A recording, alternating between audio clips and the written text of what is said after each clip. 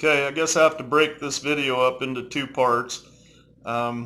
This one is Lacto Fermented Sauerkraut, Craig's Way, Part 1. Hey YouTube, today we're going to make sauerkraut the old school way. Lacto Fermented Sauerkraut, Craig's Way. We'll get started in a sec. Okay, so these are the things you're going to need to make lacto fermented sauerkraut.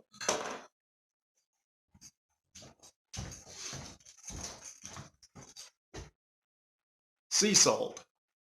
I use the fine, you can use coarse. I think the fine just gets on more of the pieces of the cabbage, so I like the fine sea salt.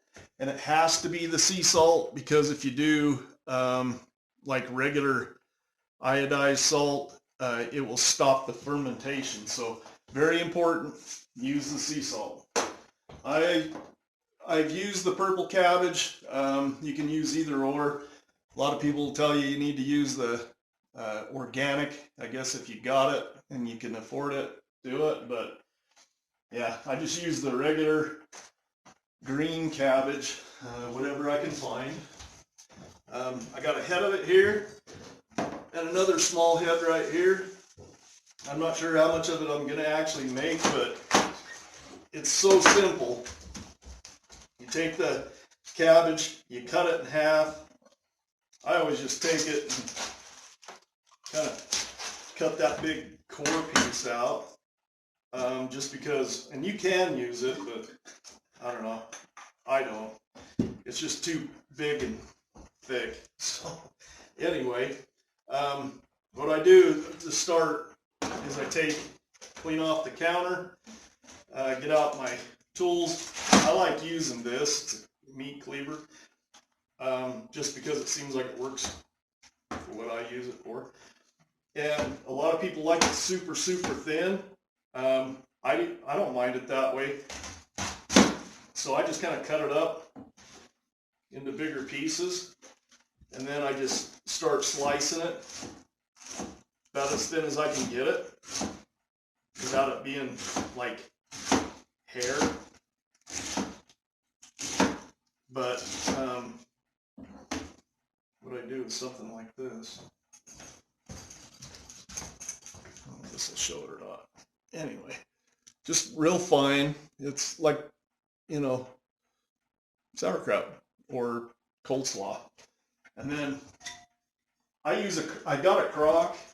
Crocks are pretty expensive. If you can find one, that's not a bad idea to have it. And these are actually, this crock came with 2 weights.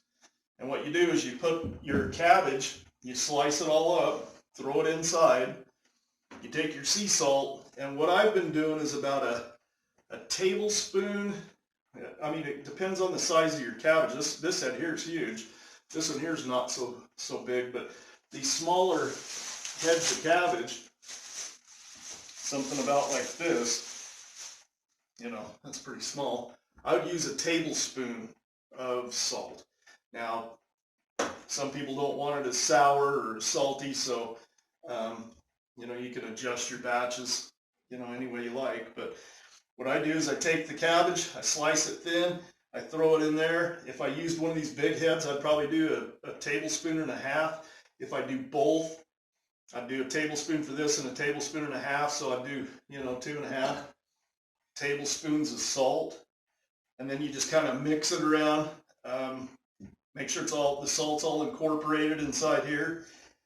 And then I put the lid on it. It's got a lid too. I put the lid on it and I let it sit for about an hour, hour and a half, whatever. And that salt draws out a lot of the moisture.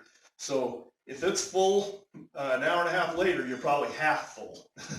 And then you get in there and you just start kneading it with your hands. If your grip is really strong, you can sit and crunch that stuff down.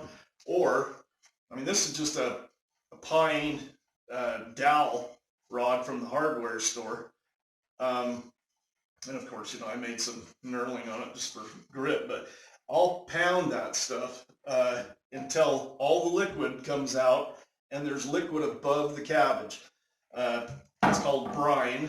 The brine has to be above the cabbage probably, you know, it's good to get an inch above when I'll pack it in these bottles and I'll show you. But you try to get all the air out. You push that down in them jars, even if you have to tamp it down, you know, with the dowel rod down in the jars, and then just keep filling it up. And as long as the brine is about an inch above, and as you can see, I kept a few of the big leaves on the outside of the cabbage. And what I do is I put one of them big leaves on the top and push it down the sides of the jar to kind of hold all the loose pieces of cabbage down below the brine. Now, some people use like a river rock. I've got some stones that are actually made for fermentation. They're just, I don't know, ceramic, but they're a good size and they go inside there. And I actually have some that kind of fit together and they make a pattern like this. So you got a round one, but you can take it apart. You can actually put these down in a quart bottle and they fit through the lid, and that weight on top of, you know, the big cabbage leaf on top keeps everything down below the brine while it's fermenting. So that's kind of the way I do it. I'll cut up this cabbage and get it in the crock, and I'll come back and finish the video. All right, I got it all cut up and my mess picked up. Anyway, you can see how full that is. I mean, it's probably a little more than 3/4 of the way full. Let me bring it up there. I'll show you. You can cut it up as thin as you want, but I don't mind having a couple of big, heavy, chunky pieces in there too. I have fermented all kinds of stuff. We've done, my wife loves dill pickles, so we get some pickling cucumbers. We generally grow some and then we put them in jars, and you can do this, that brine with the sea salt. You can just make the mixture, and I use 4 cups of spring water. That's the next thing. You can't use tap water. If you put tap water in it, there's chlorine in your tap water. That'll also stop the fermentation. So you can use distilled water. I've done that. I've also done spring water, you know, something that's been filtered, whatever. But anything out of your tap's got like chlorine and fluoride and stuff in it, don't use it. So just use like a spring water. If you want to be sure, just use distilled water. And then what you do is you use 4 cups of distilled water to 2 tablespoons that are heaping. I always use heaping. I don't measure it precise, like where you scrape off the top or anything. I just use a heaping. 2 tablespoons of heaping tablespoons of sea salt. Then I mix it up. Like I'll do 4 cups of that or 8 cups of it and put it in a gallon jug and mix it up until all the salt's dissolved. And then you can pour it in on top. You don't have to cut up the pickles. You can. We get small enough ones that we just pack the jar full, as full as we can get with the little cucumbers, and then pour the brine in on top of it. And you do it the same way you do the sauerkraut. We've done carrots the same way. We just cut up carrots and put in there. We've done onions. Onions are amazing, just white onions. Chop them, cut them up, quarter them up, and then leave them in big pieces and shove them in the jar. We've done green bell pepper. It is amazing that way too. Super crunchy. On the green bell pepper, I've actually used the red and the yellow, and for some reason that turns kind of soft on me. But yeah, you should try the onions and the green bell pepper for sure. I've done mixed batches of that and the pickles, and then we'll put in some dill weed and dill seed and some black peppercorns.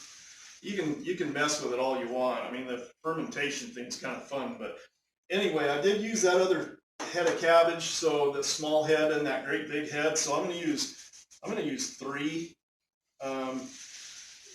Like I said, heaping, and I just try to sprinkle it around to get it incorporated in pretty good. And I know I'm losing a little bit more salt in here than the 3 because kind of over like that. And like I said, I don't think there's any exact science. And in the wintertime, I don't mind putting a little extra salt in there because I think it kickstarts it a little bit. And if you have some of your other sauerkraut, your older stuff, if you've got some brine from that, that actually helps too. You can put a couple of tablespoons of that in there, and that kickstarts it. Works really good. But if you're doing it from fresh, yeah, just make sure you get enough salt in there. I don't mind putting in a little bit more than a heaping tablespoon. I wouldn't get freaked out about it if you did a little bit more, especially in the wintertime, because we don't keep our house at like 72 degrees in the wintertime. It's lucky if it's, I don't know, 30 in here. if you're not seeing your breath, you're lucky. No, we just can't afford to keep it that warm. But 68. yeah, 68 or so. And it does take a little bit longer. The warmer, I mean, I'll put this stuff on the counter where it's warm by the stove, and that helps too a little bit. If you keep it in a really cold area, it could take a little bit longer. But what I try to do is I'll get it put in these jars, and I'll put the cabbage leaf on top of it and the weight to hold it down below the brine, and I'll stick it over here in the corner where it's warm, and I'll put 7 days on it. And then I go back and I check it and I burp them.